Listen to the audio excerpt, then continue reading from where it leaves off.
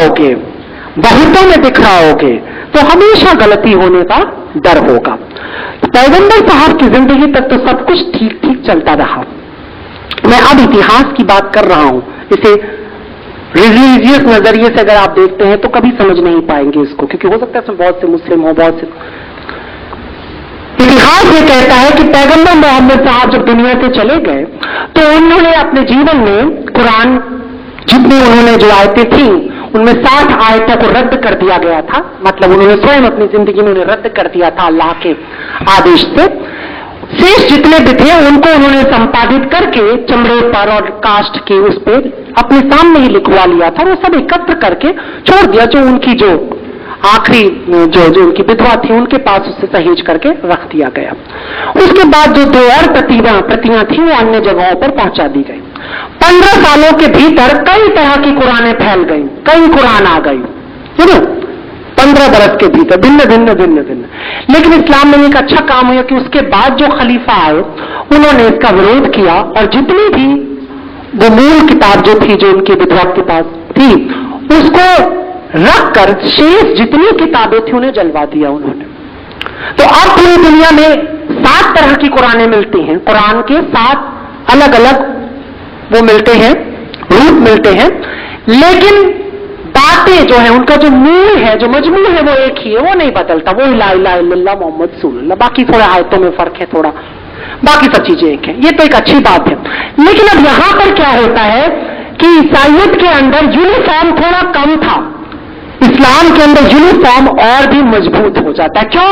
क्योंकि ये रिलीजन न केवल पॉलिटिकल था बल्कि मार्शल भी था। अब ये समझना, मैं आपको क्रम से धर्म बता रहा हूं। तो एक धर्म आता है यहूदी धर्म, जो पहली बार सामाजिक करता है। फिर आता है बुद्ध धर्म, जो सामाजिक करने के साथ साथ उसको राजनैतिक कर देता है। उसके बाद तीसरा धर्म उत्पन्न होता है ईसाई धर्म, जो राजनैतिक ज्यादा करता है, सामाजिक कम करता है। उसके बाद आता है इस्लाम, जो कि राजनैतिक है लेकिन साथ साथ मार्शल भी है। क्यों? क्योंकि इस्लाम जिस समय उभर रहा है उस वक्त युद्ध चल रहा है, इस्लाम विरोधियों से रोज लड़ाई चल रही है। मोर देन 300 टाइम्स आप कुरान में किताल, कत्ल का शब्द पढ़ते हैं। ऐसा नहीं कि वेद में किताल नहीं है, वहां भी है। आप उसमें कई बार जिहाद पढ़ते हैं, जिहाद बहुत जगह है, भीतर का जिहाद है, बाहर का जिहाद। लेकिन किताल किसके लिए है? उनके लिए जो आपके खिलाफ है, हिंदुओं के खिलाफ नहीं, ईसाई के लिए। लेकिन जो मक्का में, मदीना में जो उनकी हत्या करते थे, बेचारा मुसलमान नमाज पढ़ रहा है, उसकी हत्या करने चला, गर्दन काट लिया, इसलिए उसमें शामिल किया गया। तुम लड़ो, लड़ने से मत भागो, दीन के लिए तलवार भी उठा सकते हो। लेकिन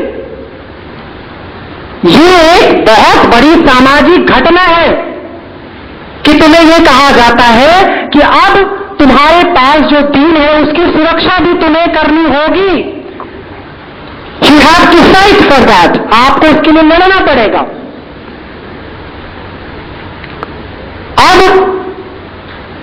अब धर्म के फॉर्म बदल जाएंगे जब धार्मिक लोगों से चीजें निकलती हैं और राजनीतिक लोगों के हाथ में आती, तो क्या होता है वो आप पूरी दुनिया में देखिए।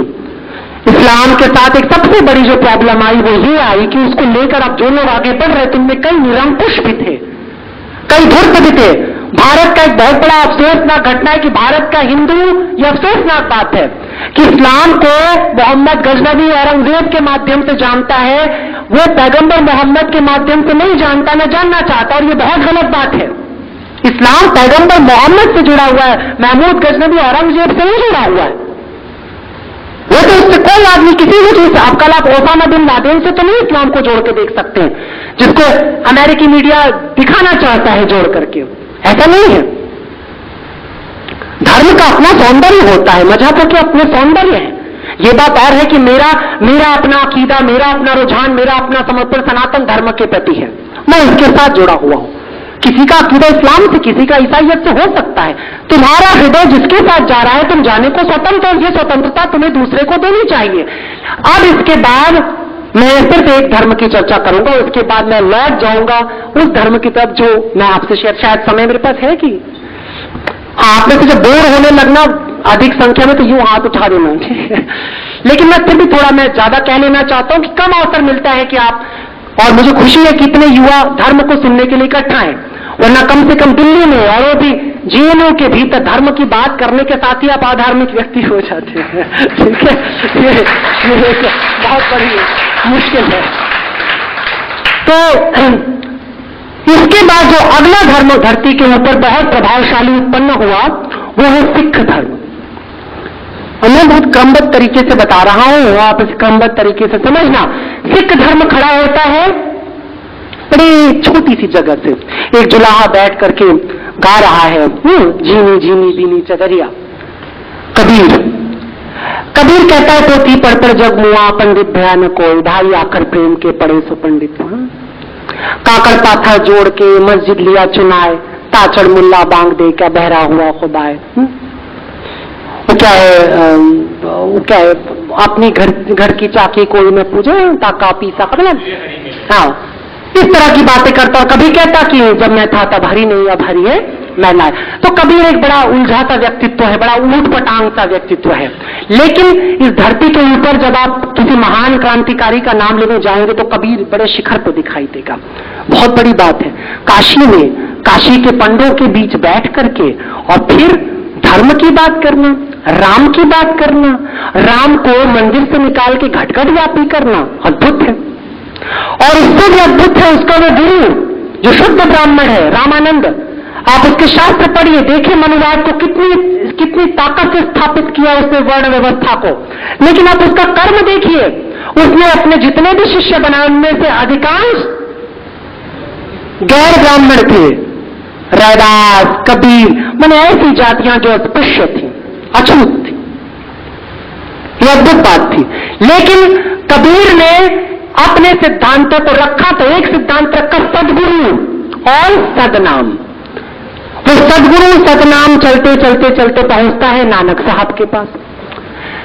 नानक साहब भी सिर्फ मोहब्बत कर रहे हैं, गुरु से सीखा, शिष्यों को सिखा दिया। तो क्या है, सीख सीख के चल रहा है एक धर्म। कैसे चल रहा है? सीख के चल रहा है। लेकिन इसके बाद घटना घटती है क्या, मुगल सल्तनत खिलाफ हो जाती है इस सीखने और सिखाने के। क्यों खिलाफ हो जाती है? ऐसा क्या प्रॉब्लम आ जाती है? मैंने कहा ना, राजनीति जब धर्म को अपने हाथ में पकड़ लेती है तो बहुत बुरा होता है। तो मुगल सल्तनत की समस्या थी कि इकलौता ऐसा धर्म भारत में उदित हो रहा था जिसमें हिंदू के अलावा मुसलमान भी कन्वर्ट हो रहे थे। गुरु नानक साहब के जो शिष्य थे शुरुआती मुसलमान थे, गुरु गोविंद सिंह तक मुस्लिम लोग मुसलमान कन्वर्ट हो रहे, तेजी से कन्वर्ट हो रहे थे। और ये कन्वर्जन मुगल सल्तनत को खतरनाक लगी। तो उन्होंने किसका वध कराया था? पहला अंगद देव का और अर्जुन देव का कलम। अब वहां से स्थितियां बिगड़ गई, चूंकि धर्म पहले व्यक्ति से निकल के सामाजिक हुआ, सामाजिक से निकल के राजनीतिक हुआ, राजनीतिक के साथ साथ मार्शल हो चुका था। तो 10वें गुरु में क्या होता है धर्म के साथ?